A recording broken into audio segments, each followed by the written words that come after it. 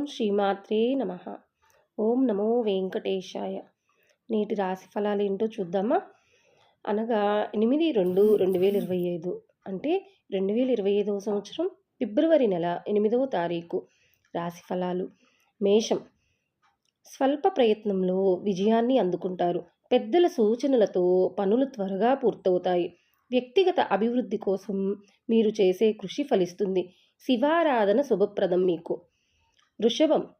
ప్రారంభించబోయే పనుల్లో ప్రయత్న బలాన్ని పెంచాలి. రెట్టించిన ఉత్సాహంతో పని చేస్తే లక్ష్యం నెరవేరుతుంది. ఎవరిని అతిగా నమ్మవద్దు.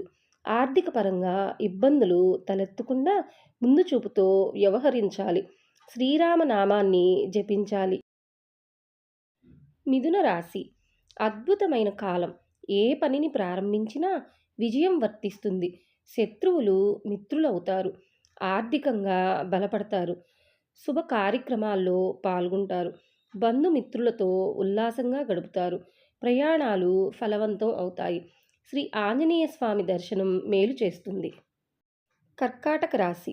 ప్రారంభించిన కార్యక్రమాల్లో ఎన్ని ఆటంకాలు ఎదురైనప్పటికీ మనోధైర్యంతో పూర్తి చేస్తారు. అవసరానికి తగిన సహాయం అందుతుంది. సమాజంలో గౌరవం తగ్గకుండా కాపాడుకోవాలి. ఆర్థిక పరంగా జాగ్రత్తలు అవసరం.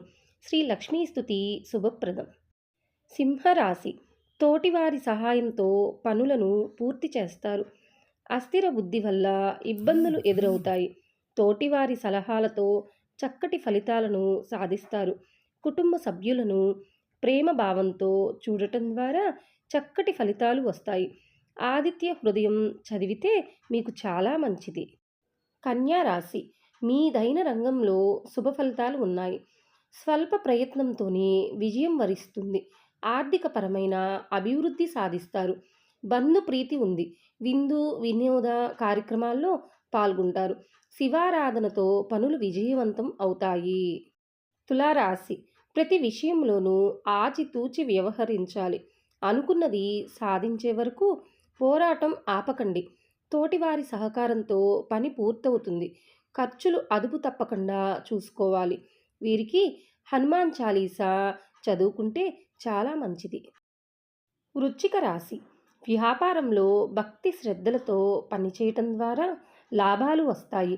ఎన్ని ఇబ్బందులు ఎదురైనప్పటికీ మనోధైర్యంతో ముందుకు సాగుతారు. అనవసర ఖర్చులు సూచితం. ఇష్టదైవాన్ని స్తుతిస్తే మీకు మేలు జరుగుతుంది. ధనుస్సు రాశి. శుభకాలం. మీ ఆలోచన వల్ల ప్రారంభించబోయే పనుల్లో ఆటంకాలు తొలగుతాయి. మీ ప్రతిభతో అందరినీ ఆకట్టుకుంటారు. ఆదాయానికి తగ్గ వ్యయ సూచన. కుటుంబ సభ్యులు సహాయం అందుతుంది. మీరు శ్రీ వెంకటేశ్వర స్వామి వారిని దర్శించండి. అంతా మంచి జరుగుతుంది. మకర రాశి. ఆత్మవిశ్వాసంతో పనులను పూర్తి చేస్తారు.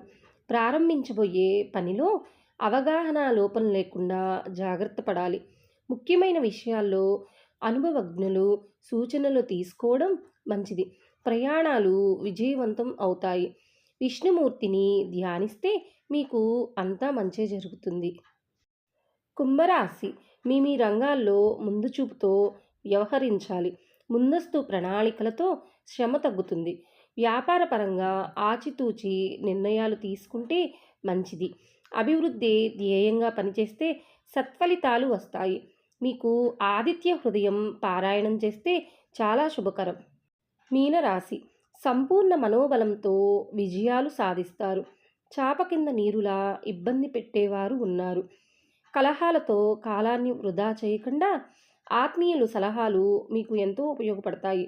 శ్రీ గణపతిని ధ్యానించండి. మీకు అంతా మంచే జరుగుతుంది.